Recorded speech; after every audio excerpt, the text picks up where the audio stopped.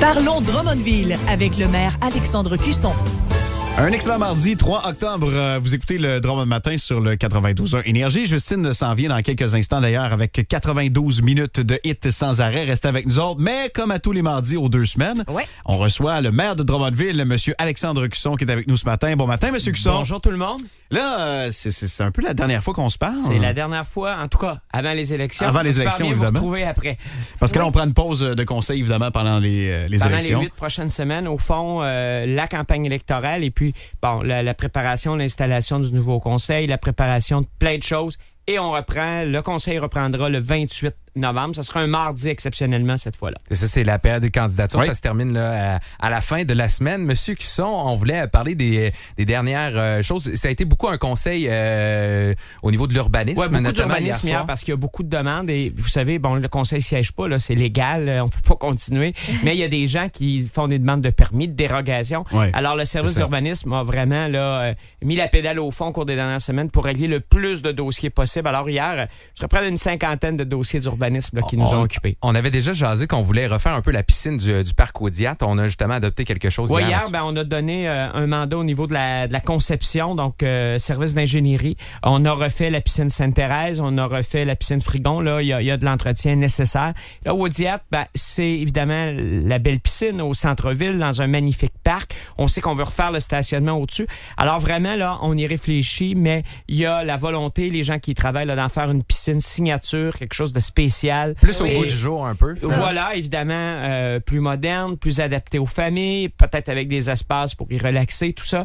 Donc, on aimerait ça avoir un spa dedans, moi. Très beau projet. Un spa, j'avoue. Ben oui, un petit spa dedans, c'est parfait. Les parents ça. qui observent les enfants pendant qu'ils relaxent. Ben oui. Pourquoi pas? Prends ça. Ben, ça aurait été dit pas? ici. On sait Je pas vais si passer le message. Je Merci, l'entends. c'est gentil. c'est un peu ce qui restait dans le parc Audiat là, à faire, cette portion-là. Et il y a aussi un appui qui a été fait à un projet au Centre communautaire Saint-Pierre. Oui, tout à fait. Le Centre communautaire Saint-Pierre, on en a entendu parler au cours des derniers mois, là, un projet d'acquisition de l'église Saint-Pierre-et-Paul à côté. La fabrique veut s'en départir et c'est sur une base quasi gratuite là, pour le centre. Et le centre devra le transformer, veut en faire une salle multifonctionnelle, des projets.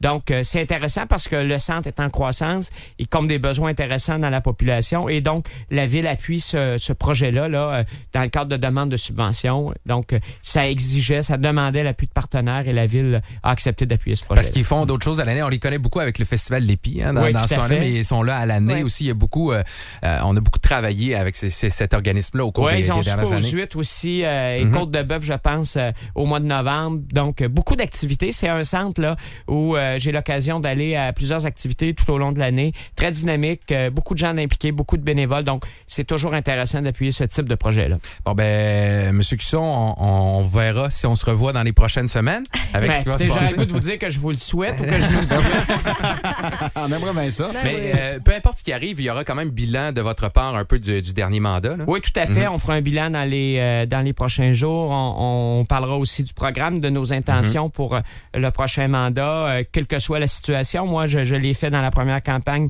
et c'est la même chose là. Qu'il y ait un opposant, qu'il n'y en ait pas. Je pense qu'il faut dire aux gens ce qu'on va faire. Il faut annoncer nos couleurs et je vais le faire au cours des prochaines semaines. J'irai à la rencontre de la population avec grand plaisir. Je tiens à vous remercier. Ça a été une très belle collaboration tout au long du mandat. On est chanceux à Drummondville. On a des médias impliqués, présents, qui veulent informer les gens, qui sont là, qui le font de façon intelligente aussi. On l'apprécie beaucoup.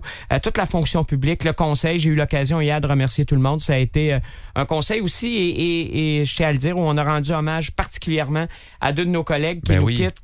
Pierre Levasseur, 24 ans d'implication municipale. Roberto Léveillé, 18.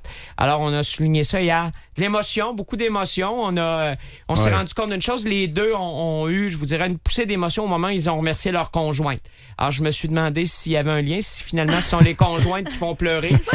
C'est ce qu'on a observé hier. Mais les gens ont été touchés et on les a remerciés. Ça a été deux personnes extrêmement dévouées pour Drummondville, très, très, très impliquées au conseil municipal et je pense que c'est important de leur dire un grand merci hier. Puis je le répète publiquement ce matin. Puis les gens, là, si vous les connaissez, si vous les croisez sur Facebook ou ailleurs, prenez le temps de leur dire merci. On n'est pas toujours d'accord, mais il faut reconnaître là, une implication de 24 et de 18 ans. C'est remarquable. Mais merci beaucoup à vous, M. Cusson. Merci à vous et puis bon mois d'octobre. Alexandre Cusson, maire de Drummondville. une journée qui va peut-être être marquée par le bilan, en fait, aujourd'hui, avec Alexandre Cusson. Bon matin. Bonjour. Bon, là, il faut expliquer qu'il y a quand même des règles qui font en sorte qu'avec la campagne électorale, on se parlera pas nécessairement. On se parlera pas parce qu'il n'y a pas de séance du Conseil. Je vous parle le lendemain des séances.